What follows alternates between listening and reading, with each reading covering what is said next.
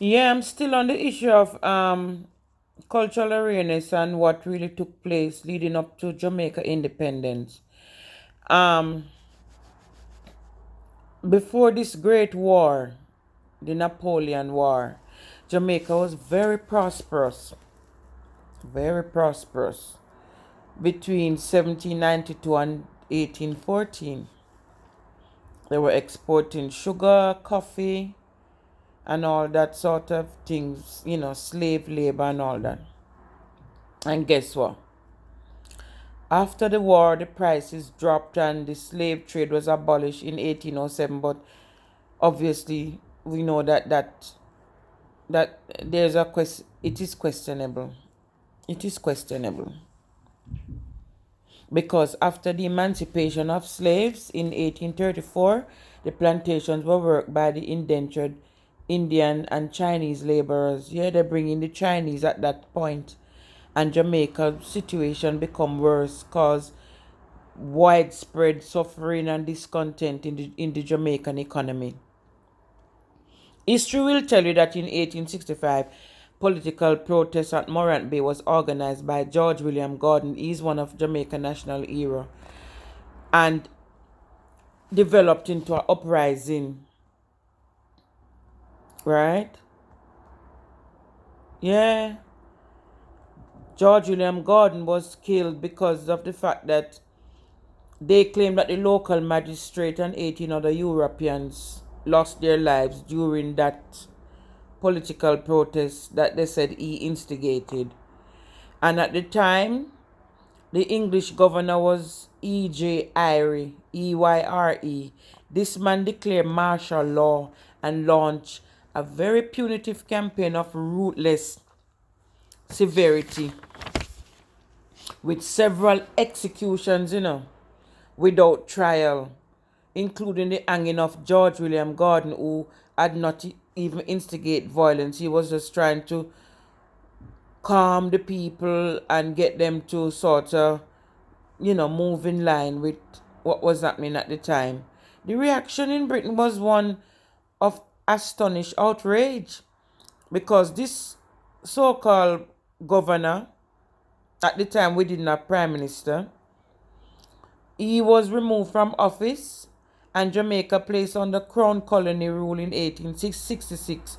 So whether you believe it or not, Jamaica was under Crown Colony rule in 1866. So that is something to think about. So in 1938, now the PNP led by Norman Manley was formed to campaign for independence. Yes, Norman Manley campaigned for what we call Jamaica independence today. Then in 1943, 22 years before I was born, the JLP was led by Sir Alexander Bustamante. They say he founded the Jamaica Labour Party, apparently. Yeah. And 1962, Bustamante became prime minister when bauxite was in demand, tourism flourishing, and revival of bananas. Jamaica economy was booming. Yes, was booming. So in 1972, now that time I was 7 years of age, the PNP led by Norman Manley's son Michael Manley, he won the election and he remained in office till 1980 when JLP Edward Siago came to power. That was the worst election year of my lifetime that I can remember. How many killings because of election. Worst year of my life. And guess what? The Order of National Hero was created by the National Honours Award and was not passed by Parliament till 1969. This act designated Paul Bogle, George William Gordon, and Marcus Garvey as the first three recipients of the honor.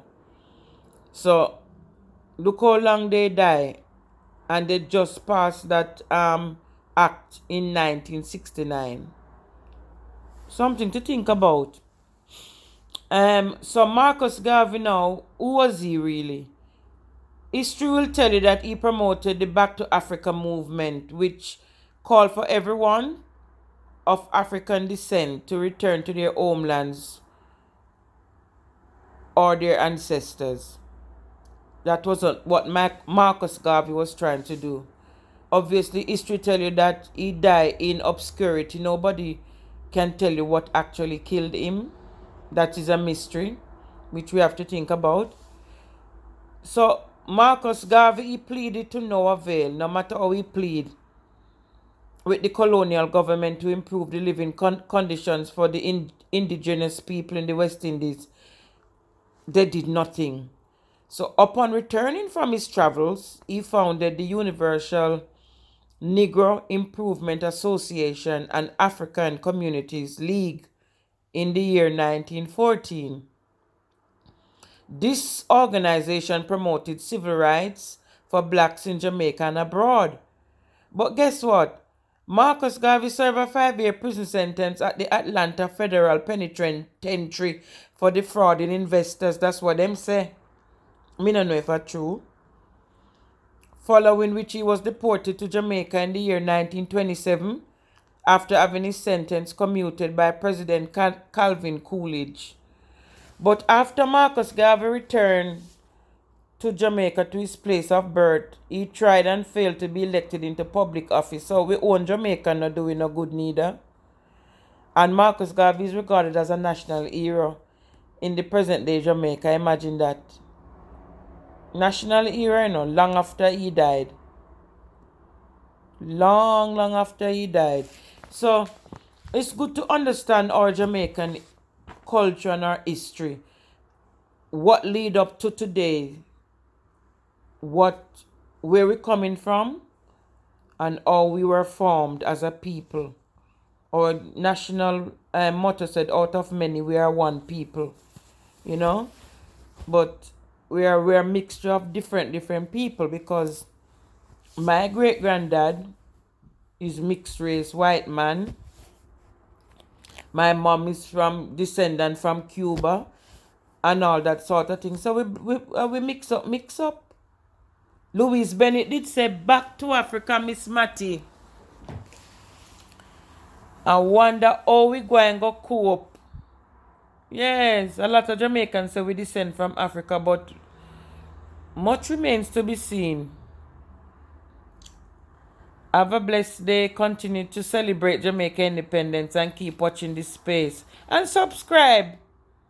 It don't make sense you watch and subscribe. Subscribe and learn something. Because the children are the future, and a lot of them, because the schools don't teach it in the curriculum here, so they don't know nothing about their descendants and where they come from. So it's good to know, because knowledge is power. Alright? Have a blessed day. Throw out a bit.